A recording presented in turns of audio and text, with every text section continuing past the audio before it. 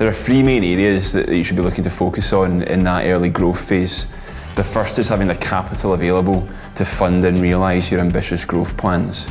The second is hiring out and building a team and getting the right people in to support you in that journey. And the third is establishing opportunities in your target market and being able to capitalise and exploit those opportunities.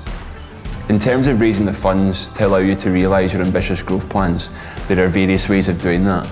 First of all, government grants for agencies like Scottish Enterprise. Secondly, there's lots of competitions out there like Scottish Edge, who do some fantastic things in helping younger companies raise money to allow them to realise their plans. And finally, and probably most importantly, there's the Angel Network in Scotland, who do a fantastic job in supporting Scotland's early stage growth companies. In terms of growing your team, one of the key things you're going to come up against is competition. Competition at the early stage, but also competition with more established companies who may be able to pay higher market rate salaries, offer better benefits packages, etc. What you want to do is sell people the journey and bring them on board with you. In terms of identifying opportunities to allow you to capitalise and grow the business, we would recommend various ways of doing that. First of all, understand your marketplace, do some research, speak to other people who are trying to grow businesses in that market and understand the kind of problems they're coming up against. Brainstorm, collaborate. One of the ways that we try to support companies in their early stage growth phase is by making introductions to lawyers, to funders, to organisations that we work closely with, like FutureX and Scottish Edge, to make sure that you are able to capitalise on opportunities and that we are bringing value to those relationships. There are a number of tax incentives that can be of value to companies in the early growth stage.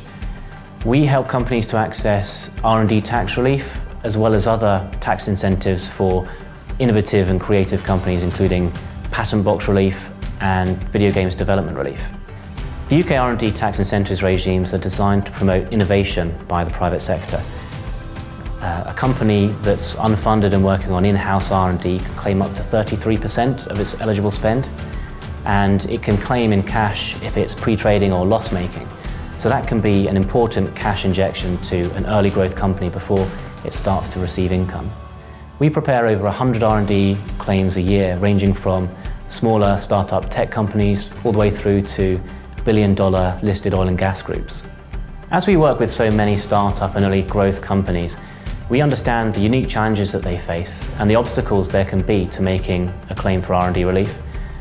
So we liaise with HMRC through the R&D consultative committee that I sit on, and that gives us an ability to feed in the interests of our clients as regards any proposed changes in legislation or guidance or HMRC's approach. For example, HMRC recently revised their guidance on the application of R&D to software development, and that's a project that we were able to feed into. Likewise, the recent proposal to reintroduce a cap on the amount of the payable tax credit that can apply to SME companies who are in a pre-trading or loss-making stage. We were able to feed into that consultation and explain the significant impact that could have on early stage and startup companies, in particular in areas like life sciences and technology.